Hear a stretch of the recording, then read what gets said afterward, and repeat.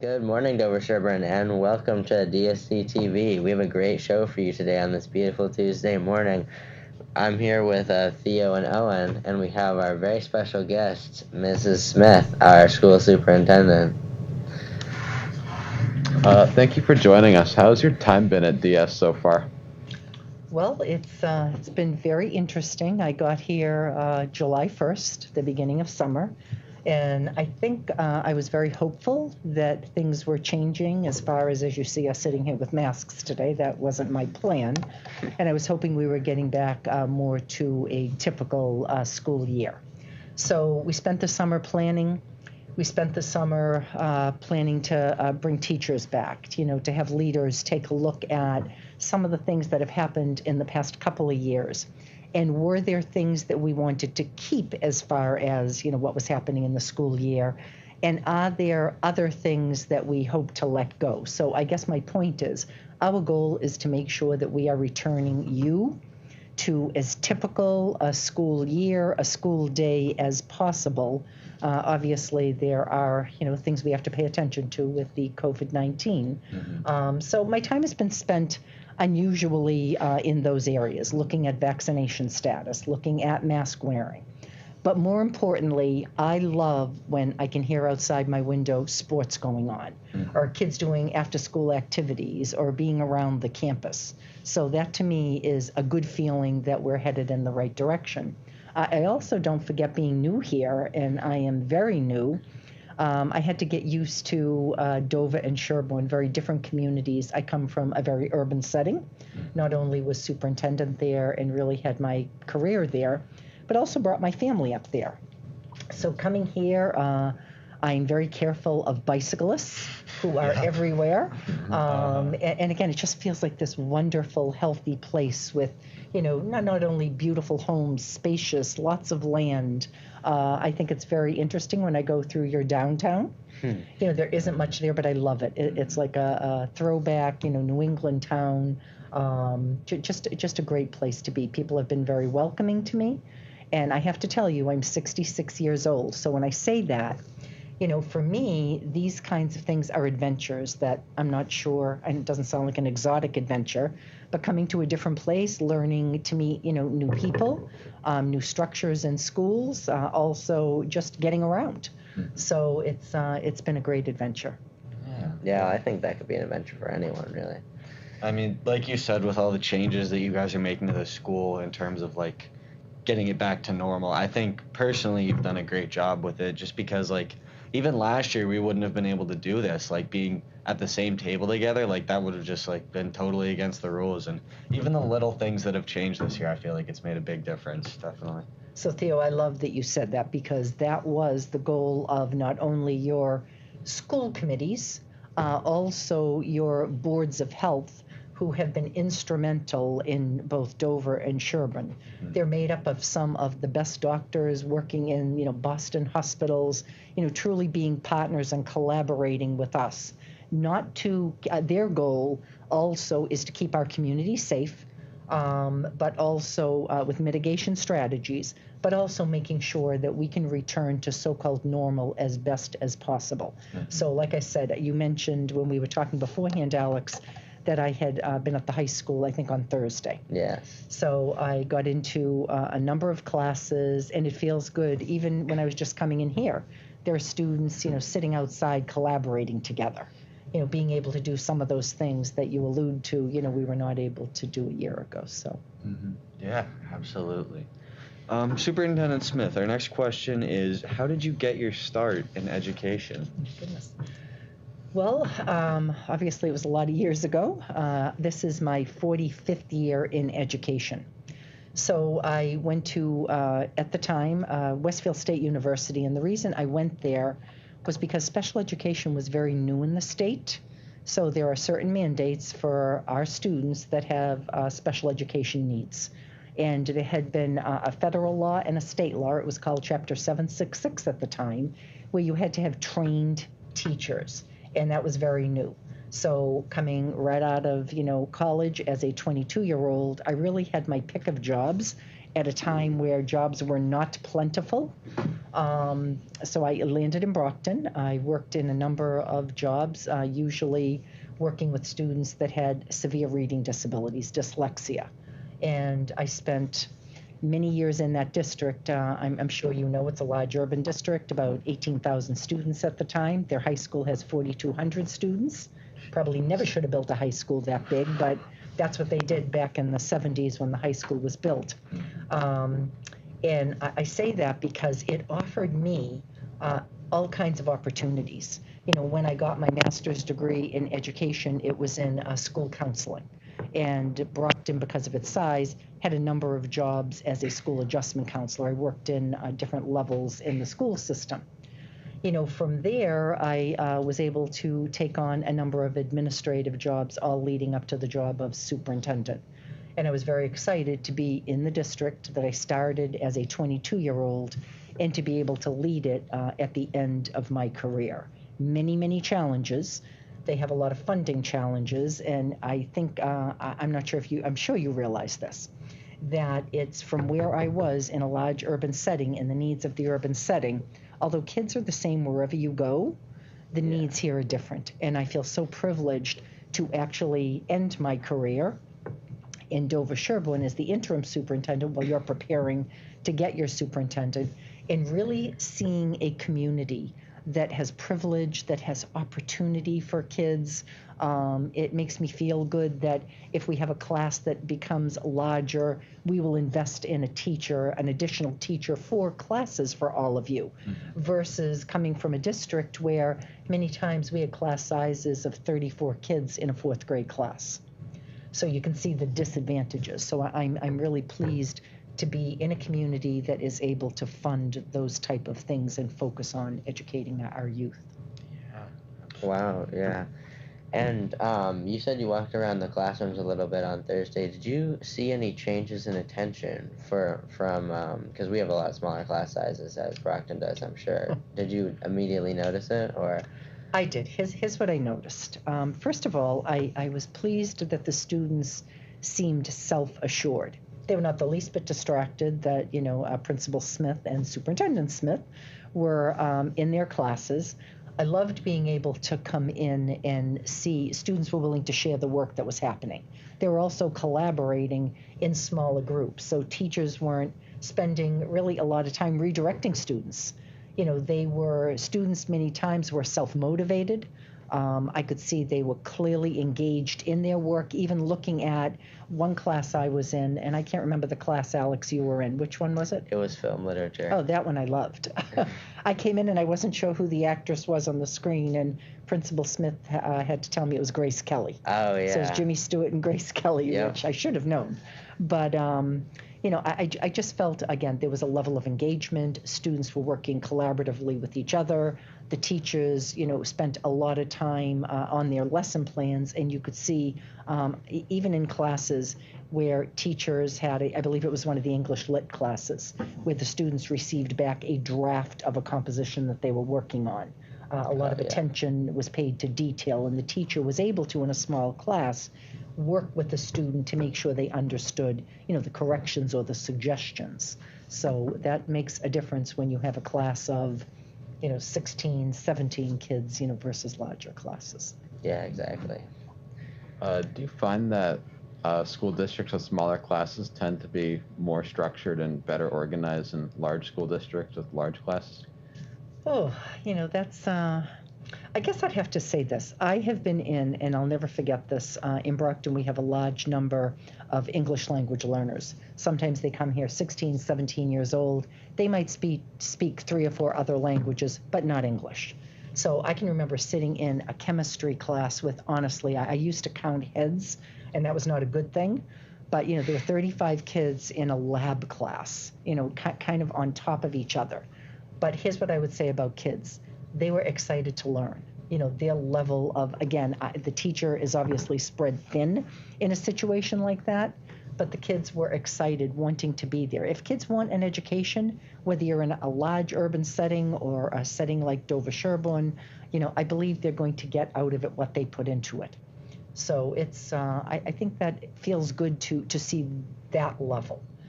When you talk about students that need more attention in a larger district with large class sizes, that becomes very difficult. I was in, I believe, a class at the high school where the students needed more interventions, a smaller level class. And that to me is, again, what we would call best practices in education, being able to serve those needs. Yeah. All right. And are there any changes that students will see in day-to-day operations this year that you've planned for? I think one of the things you're going to see is you are really having an introspective look at your own district. So you must be aware that you're having an equity audit this year, which I think is really important. So an equity audit takes a look at your inclusive practices. Do all students feel a part of the Dover-Sherborn experience? Are there things that we could do better as a community of young people, a community of educators, and the larger community that supports our schools?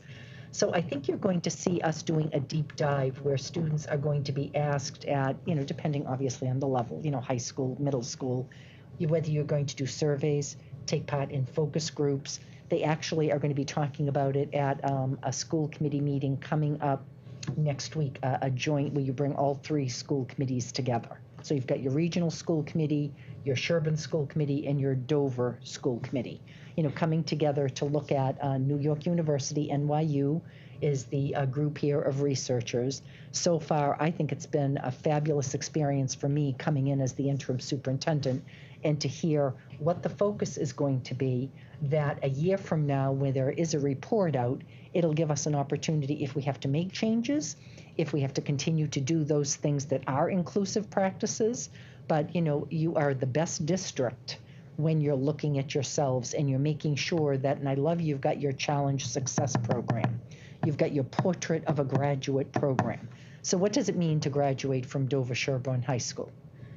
Does it mean that you have to be at the top of the class and get into the best colleges? That's great. That's great. But what about the well-rounded students? You have students that are artistic, that are again into theater, drama, sciences, maths. So the best that your high school can be is to develop programs and make sure that we're graduating students that leave here prepared for a very different world that we're seeing every day around us. So I bring that up because I want you to know that we as a leadership team are focused on that in the best interest of students. So I'll be curious to hear what students feel about their experience in Dover-Sherborn. Yeah. Oh yeah, that's very cool that you guys are evaluating that. And I think Dover-Sherborn's unique in a way that we offer a lot of extra activities, like even this class, like I don't know how many schools offer a TV media class and actually like broadcast a show locally. Like I've noticed, because I talk to kids from other schools, like we have a lot more opportunities than the other kids. Just like electives are a great example of that, and even film literature. I talk to kids about that very class, and they're like, "You analyze movies?" Like, and I'm like, "Oh yeah, like 100%. It's a form of literature." And they're like, "Oh, that sounds like an elective." I'm like, "It's actually an English class," and they don't like it's crazy, and it's very eye-opening now because it gives a lot of perspective as to the opportunity that we have. Your teachers are very creative. So to come to a district like Dover-Sherborn, and I remember hearing about, I think, a local magazine that rates high schools. And I will tell you, I always coming from an urban district, we did well with the challenges we had. We never quite had the money, and I was out there advocating for that every step of the way. But I would look at districts. It's so interesting to be here. I would look at the Wellesleys, the Westons, Dover-Sherborn to compare. What are your class sizes? What are your offerings that you're offering kids in Dover-Sherborn? So I would look at this district all the time to make sure that all students had these opportunities. Oh, that's awesome. I can't wait to get back to that class. I'm really going to have to come back anytime. I know I want to come in and sit down and really take it in. So I'll have to make sure the teacher is comfortable with that. Not. Yeah, I think he is too. I think he is too. But yeah, very, very, very creative offerings here. Yeah. Yeah. So I know we talked about sports earlier, but what are some things you like to do outside of school? Well, I told you, and you just shared with me that you have some type of a sports show that you do. Mhm. So I started to share with you a little bit that as a very young girl, my dad had been, actually, he had been in the Yankees farm system. Now, were my dad to be alive, he'd be almost 90 years old. He passed away a number of years ago. But the reason I bring that up is if you know anything about sports, and I love talking about this on the day that the Red Sox just won it's division, right? They just won the division series. Now they're going to the AL Championship Series. So he grew up hating the Yankees. It was a very different time, but Red Sox-Yankees, big rivalry, still is today. And he was a pitcher. And sure enough, when he got drafted out of the service. He went into the Air Force as a young man. It was the Korean War. And I laugh to this day when I look at, he's in these grays, like, bulky, baggy grays from, back in the 50s. And it's got the Yankees logo on it. So I grew up having to sit with my dad and watch, really, he loved all sports. So I didn't have brothers, I was telling you. So I had to watch, the great Celtics teams, the great, Bruins teams with Bobby Orr and Derek Sanderson. I know these are names you probably won't know, but maybe some of the listening audience might remember. You know who Bobby Orr is. Do you? It's still a big name. Yeah. So, but as a young girl, so I would go out and I loved sports. I played softball. I played anything I could play. I loved to ski. I loved to, I loved being athletic and being out there. It was a very different time, though. I went to a small Catholic high school, and they didn't have girls' sports until very close to when I was getting ready to graduate. And that was when the law changed and required it. So we've come so far as girls and boys sports. But again, times were very different. Yeah. So I was proud to be a cheerleader and proud to be at college and proud to take part in sports. So now I have retired on Cape Cod, which that must sound funny to you when you hear me say the word retired. So I am a retired superintendent, and that's a difference from the superintendent that you're going to get in your district next. So what's happening is they're having difficulty filling positions. So for whatever reason, you again have this year to get your superintendent, and I'm really excited about that.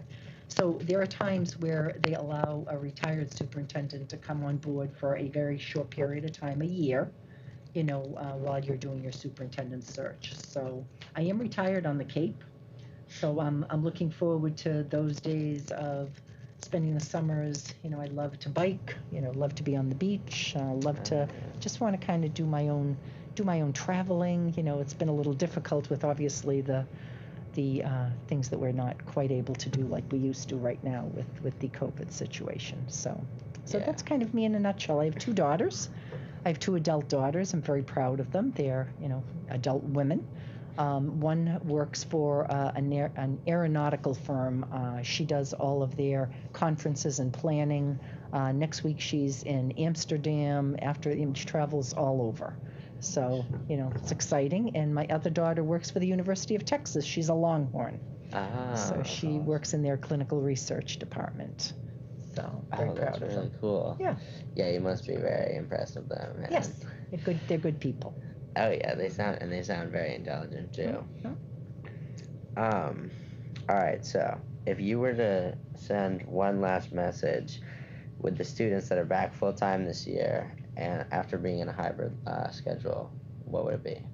I think it's really get the most out of this opportunity. I don't think any of us, and obviously there's a big age difference between us, but we never could have imagined that this was going to happen, what happened in March of 2020. I mean, after all my years in education, to all of a sudden be, working remotely from my home and being the superintendent and making sure kids had devices and teachers understood how to teach with, Google Classrooms and Zoom. And I mean, we're going to look back on this and really write about what this experience has been as educators, but you're going to do the same. So this experience for you, there are kids that have lost out on a typical graduation, on prom, on end of the year events, or just little kids, leaving fifth grade and coming, to the middle school and going through those experiences.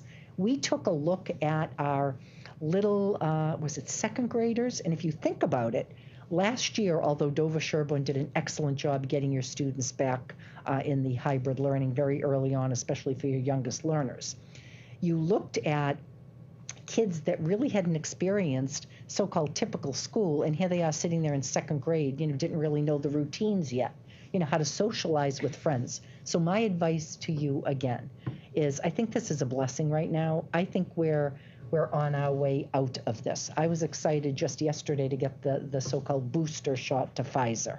So I qualified because of my age, and I was pleased to get it just to safeguard, all of us. And I hope you're taking the opportunity when you're 12 and older at this point, to get the vaccine. I know it's a personal choice, but I'm just feeling that is what's going to take us, back to the days that we can remember, so that I can sit here and not be pulling up my mask constantly as I talk, and really having those social interactions. So for you, enjoy everything you can. So we've got a sophomore that has real hopes for Owen for the years to come. Hopefully this is just a bad memory. I hope you all write about this someday. Of course, senior. Yeah. So, you have to take this all in, and hopefully you and I are on the field at graduation, and I get to come and see your prom, and all those things are really a rite of passage. And you also, Theo, have a little bit of time to go. Yeah. Yeah, and thank you so much for your time today, and thank you for tuning in. Until next time, Raiders.